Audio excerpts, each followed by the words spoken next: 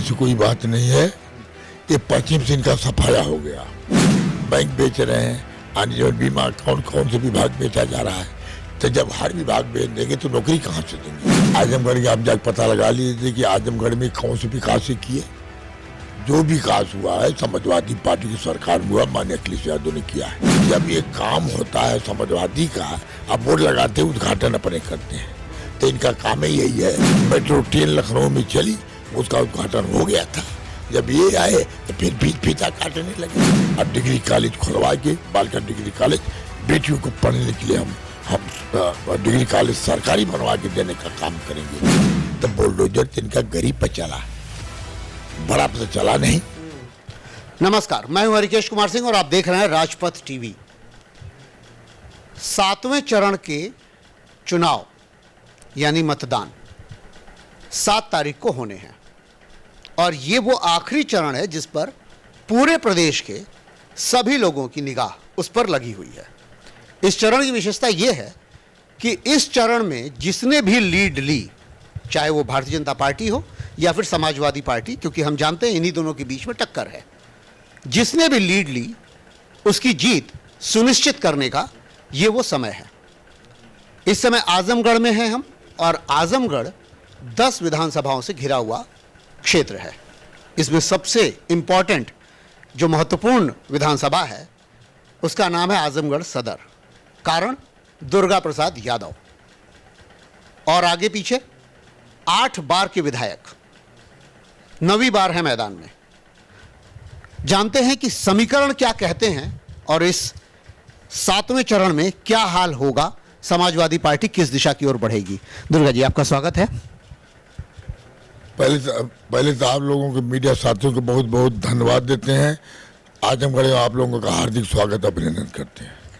ये बताइए, 7वें चरण पे सबकी निगाह है और सब लोग ये देख रहे हैं कि 7वें चरण में अगर समाजवादी पार्टी सही मायने में टारगेटेड सीटों की संख्या पा लेती है तो सरकार बना सकती है, और अगर ऐसा नहीं होता है तो फिर वो दिक्कत में फंस सकती है। ऐसा कुछ आपको लगता है क्या? नहीं, ऐसी कोई बात नहीं है। ये पश्चिम से इनका सफाया हो गया। आप लोग भी गए देखे होंगे, जब पश्चिम से चले गए तब पूर्व में उनका कोई मतलब नहीं लोगों का है। अच्छा, जैसे ये लगातार हो रहा है कि आजमगढ़ में जैसे लहर भी थी अगर भारतीय जनता पार्टी की 2017 में, तब भी वो उतनी सीटें यहाँ से नहीं निकाल सकी थी और शायद एक भी सीट नहीं थी या एक सीट रही होगी। तो आज की डेट में क्या है स्थिति? देखिए, 2017 में वाकई में उनकी झूठ बोल के लहर थी। जनता को जिस चीज़ के लालच दी जा रही है, जैसे आपने देश के प्रधानमंत्री ने कहा कि हिंदुस्तान का काला धन विदेश में जमा है, हम उसको मंगाएंगे और हर गरीब के खाते में 15-15 लाख रुपया देंगे, कहा था। मगर सभी लोगों ने खाता खुलवा लिया। गरीब आदमी है, उसको बहकाने के लोगों का ढंग था, खुलवा लिया। उनका 500 रुपया का खाता भी खुलवाए और 1 पैसा आया नहीं। पहला झूठ हो गया। दूसरा झूठ उन्होंने बोला कि हमारी सरकार आएगी तो 2 करोड़ लोगों को हम नौकरियां देंगे, रोजगार देंगे। आज कहाँ दिए रोजगार दिए? जो ठेका पर दे रहे हैं, कंपनी ठेका ले रही है, तो उसको भी ये बीजेपी के लोग नौकरी मांग रहे हैं। सरकारी नौकरी दिया नहीं, हर विभाग तो बेच दिया। हवाई अड्डा बेच दिया, रेलवे विभाग बेच दिया, बैंक बेच रहे हैं, आजीवन बीमा कौन से विभाग बेचा जा रहा है। तो जब हर विभाग बेच देंगे तो नौकरी कहाँ से देंगे। तो ये झूठ बोल के जनता को लाने का काम किए हैं। योगी आदित्यनाथ कहते हैं कि आजमगढ़ का विकास हो चाहे पूर्वांचल का विकास उनके हाथ से हुआ है, सपा ने कुछ नहीं किया था। अच्छा, ये बताइए, आजमगढ़ के आप जाकर पता लगा लीजिए कि आजमगढ़ में कौन से विकास किए। जो विकास हुआ है समाजवादी पार्टी की सरकार में हुआ, माननीय अखिलेश यादव ने किया है। अगर यहाँ पर अगर पीजीआई मेडिकल कॉलेज बना तो माननीय नेताजी ने बनवाया। अगर छठियाओं के किसानों के लिए कि गन्ना पैदा करें, आज चीनी मिल बनवाया, बहुत अच्छी चीनी मिल बनवाया कि इंडिया में इसे चीनी मिल नहीं है। और लोग आज गन्ना पैदा करते हैं और ले आके छठियाओं मिल में देने का काम करते हैं। ये किसने किया? माननीय नेताजी ने, माननीय अखिलेश यादव ने किया था। आज किसान अपना गन्ना ले जाते हैं, अब भुगतान पाते हैं, अपने परिवार को, बच्चों को पढ़ाते हैं, बेटियों की शादी करते हैं। आपका यहाँ पर कृषि विश्वविद्यालय बनवाया कोटवा में, वो किसी ने बनवाया? बने अखिलेश यादव ने बनवाया। कमिश्नरी बनी यहाँ, शुरू में जब माननीय नेताजी मुख्यमंत्री थे तो वो लाके कमिश्नरी बनवाने का काम माननीय नेताजी ने किया। कलेक्टरी कचहरी तोड़ के नई कलेक्टरी कचहरी अगर किसी ने बनवाया तो माननीय अखिलेश यादव ने बनवाया। आपका रेलवे स्टेशन का ओवर ब्रिज जाम हो जाता था, तो मैंने प्रस्ताव दिया, माननीय अखिलेश यादव सुकृत करके इसको ओवर ब्रिज बनवा दिया। सिधारी का जो ओवर ब्रिज वो बना, ये सब सपा की सरकार ने बना है। महिला अस्पताल बना, हमने जब परिवहन मंत्री थे तो हमने बस स्टेशन बनवाया, उत्तर प्रदेश में सबसे बढ़िया बस स्टेशन बनवाने का काम किया। ये शहर हमारा आजमगढ़ या तो पश्चिम तरफ उत्तर बढ़ता था या दक्षिण बढ़ता था, न पश्चिम तौसी नदी से घेरा हुआ है, आप पश्चिमी तौसी नदी से घेरा है, तो बढ़ नहीं पा रहा था। तो मैंने यही अटियाई के मैदान में माननीय अखिलेश यादव आज थे मुख्यमंत्री, मैं मंत्री था, उनको लिख के दिया था, तो उन्होंने घोषणा किया कि हथिया का पुल बना दिया जाए बगल में टॉस नदी में, और बाग लखराव को पुल बना दिया जाए, अब पुराने पुल के नया पुल बना दिया जाए। ये तीनों पुल बने, घोषणा हो गई, पैसा आ गया, बन गया। एक पुल बन रहा था, ज़्यादा बन गया था पुराने पुल के, थोड़ी सी बाकी रह गया, थोड़ी सरकार बदल गई, तो ये क्या किए कि अपना बोर्ड लगा दिए। तो जब ये काम होता है समाजवादी का, आप बोर्ड लगाते उद्घाटन अपने करते हैं, तो इनका काम ही यही है कि जब सपा की सरकार शिलान्यास करेगी तो ऊपर शिलान्यास करेंगे, जब उद्घाटन करेगी तो ये उद्घाटन करेंगे। मेट्रो ट्रेन लखनऊ में चली, उसका उद्घाटन हो गया था, जब ये आए तो फिर फीता काटने लगे। ये पूर्वांचल समाजवादी पूर्वांचल एक्सप्रेसवे नाम था इसका शुरू में। इसमें माननीय अखिलेश यादव की सरकार थी तो उन्होंने किसानों को टोटल मुआवजा दे दिया, किसी का बाकी नहीं रह गया। अच्छा, एक सवाल उठ रहा है, किसी की नहीं रह गया। अब टेंडर हो गया कंपनी को, अच्छी कंपनी जो आगरा लखनऊ एक्सप्रेस से बनाया उसको टेंडर हो गया, अच्छी कंपनी थी। वो रोड देखिए, ये रोड देखिए, अंतर है। इस पर चले जाएंगे तो गाड़ी कूद रही है और उस पर कोई कूदने का सवाल नहीं। तो गुणवत्ता में कमी कर दिया, ऊंचाई में कम कर दिया, जो मंडी उंडी थी अगल बगल वो सब खत्म कर दिया। नहीं, अभी हम हो करा रहे हैं, चौड़ाई भी कम है, चौड़ाई भी कम है, डिवाइडर भी कम है। तो अब सरकार हमारी आएगी तो करेगी, मगर ये है कि वो तो उनका था, तो जब ये सरकार आ गई तो समाजवादी नाम काट दिया, अब पूर्वांचल एक्सप्रेसवे नाम रख दिया, और उसको धीरे धीरे धीरे 5 साल हो गया, आज भी कायदे से नहीं बना। जो अगल बगल रोड जाता है वो आज तक नहीं बना। तो वो तो सपा की देन है,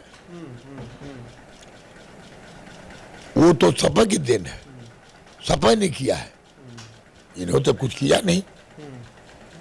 और जब उद्घाटन होता है तब फीता काटने ये चले आते हैं। तो किया क्या, स्टेडियम बनवाए माननीय अखिलेश यादव जी लखनऊ में, और उद्घाटन ये कर रहे हैं। एक सवाल जो लगातार भारतीय जनता पार्टी घेर रही है समाजवादी पार्टी को, ये इसलिए भी महत्वपूर्ण है क्योंकि पूर्वांचल में बहुत सारे ऐसे सेंटर हैं जहां पे समाजवादी पार्टी के दबंग नेता या बाहुबली नेता कहलाए जाने के लिए लोग रहते थे, और ये इसी बात पे भारतीय जनता पार्टी घेर रही है। इसी बात को योगी आदित्यनाथ बार बार कहते फिर रहे हैं कि अगर समाजवादी पार्टी आई तो फिर से एक गुंडागर्दी का वो होगा, स्थिति कायम होगी, एक दबंगई की कायम होगी स्थिति। तो इन सब के बारे में आपका क्या उत्तर है? अच्छा, ये बताइए कि ये जाति आधार पर गुंडा खत्म करेंगे? अगर ये अगर वाकई में राजा हैं, अपराध खत्म करना है, तो हर समाज के जो गुंडा बदमाश किसी के नहीं होते, वो उनकी जातें नहीं होती, तो क्यों नहीं और लोगों को किए? आज तो बहुत जेल में ऐसे लोग हैं जो राज कर रहे हैं, गुंडा है, बदमाश है, उन पर कोई आक्रमण नहीं हो रहा है। आज जो लोग गरीब के बच्चे हैं, आज जो गरीब के लोग हैं, छोटा मोटा केस है तो उनका इनकाउंटर हुआ और उनके ऊपर बुलडोजर चला। हमारे बगल में एक हरैया गांव है, जैनपुर के बगल में पलिया गांव में समाजी पासी समाज के लोग थे, पासवान समाज के। जा करके पुलिस से कुछ झड़प हुई, आज जाके गरीब बेचारों का 10 मकान गिरा दिया बुलडोजर लगा के। तब बुलडोजर तिनका गरीब पर चला, बड़ा पर चला नहीं।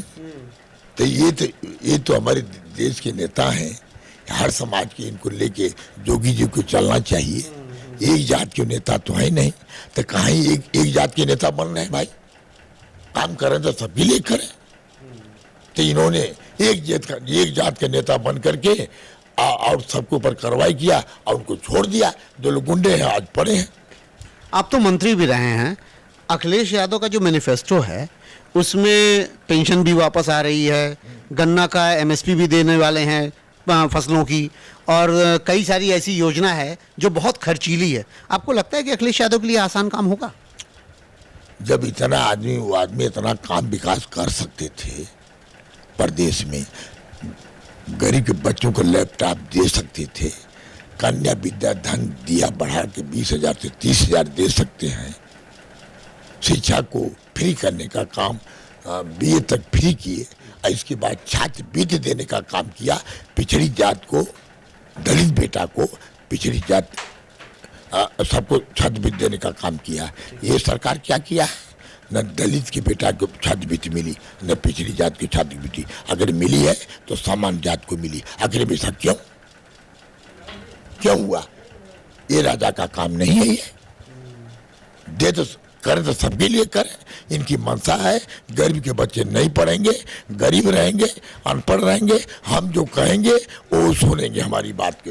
यही मंशा की वजह से 5 साल रहे तो गेहूं चावल फ्री नहीं किए। 2 साल चुनाव रहा, कोरोना आया, उसमें फ्री नहीं किए। और जब 2 साल चुनाव आ गया तब फ्री बांट रहे हैं। 5 किलो चावल, 5 किलो गेहूँ। अब माननीय अखिलेश यादव ने कहा है, ये क्या दे रहे हैं? जब सरकार थी समाजवादी पार्टी की तो ये आपके झांसी वाला इलाका जो बुंदेलखंड, उसमें आपदा आई थी ना, उन्होंने देसी घी, चावल, चीनी, मट्टी का तेल, मसाला सब फ्री कर दिया। पानी तक लगा दिया, ट्यूबेल लगवा करके फ्री किया, सबको देने का काम किया था। इनके आपदा आई तो गैस सिलेंडर नहीं दे सके, ऑक्सीजन के अभाव में मर गए।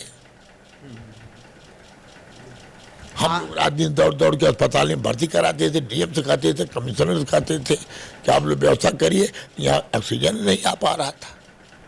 तो अपनी बात को नहीं कहेंगे, क्या कर रहे हैं हम? अस्पताल में चले, दवा नहीं है, जब डॉक्टर जाता है तो लिख देता बाहर। गरीब आदमी के पास कहाँ इतना पैसा है कि बाहर से ले लेगा? अब बड़े रोग हो जाता है उसको, बड़ा रोग जैसे कि किडनी खराब हो गई, लीवर खराब हो गया, हार्ट अटैक हो गया, तो गरीब के पास इतना पैसा नहीं है कि 5-10 लाख रुपया वो लेकर के अपना इलाज करा सके। एक आखिरी चीज, ये योजना माननीय नेताजी ने बनाया था कि मुख्यमंत्री कोष से गरीबों का इलाज किया जाए। तब जब सभा की सरकार थी पिछली बार 2012 में, तब गरीबों के लिए माननीय अखिलेश यादव ने पूरा पैसा की व्यवस्था किया था, दवा के नाम गरीबों की मदद किया था। इन्होंने क्या किया है? अगर 5 लाख की एस्टिमेट आएगा तो 2 लाख रुपया देते हैं। अच्छा, अगर आजमगढ़ से आप जीतते हैं तो अब आजमगढ़ में करने के लिए क्या बचा है आपके लिए, या क्या सोचा है आपने? आजमगढ़ में जो बचा है हम उसको, जैसे कि हमारे लिए बचा है जो देहात गांव है, बेटियों की बीए तक कॉलेज नहीं है। अब की बार आएंगे तो पहले नंबर पर शिक्षा का महत्व देंगे और डिग्री कॉलेज खुलवा के, बालिका डिग्री कॉलेज, बेटियों को पढ़ने के लिए हम डिग्री कॉलेज सरकारी बनवा के देने का काम करेंगे। इंजीनियर कॉलेज यहाँ नहीं है, वो लालगंज में है। हम माननीय अखिलेश यादव से अनुरोध करेंगे कि एक इंजीनियरिंग कॉलेज शहर के आसपास कहीं भी बनवाया जाए, उसको करने का काम करें। ये हैं दुर्गा प्रसाद यादव जी। शिक्षा, रोजगार, स्वास्थ्य, इन तीनों चीज़ों में सबसे पहले पर शिक्षा लिया है, इन्होंने चुना है। अगर जीत कर आते हैं तो शिक्षा के ऊपर विशेष ध्यान दिया जाएगा, उस पर विशेष कार्रवाई की जाएगी। देखते रहिए राष्ट्रपति टीवी। शारिक के साथ मैं हूं रिकेश कुमार सिंह। सबसे पहले भारत।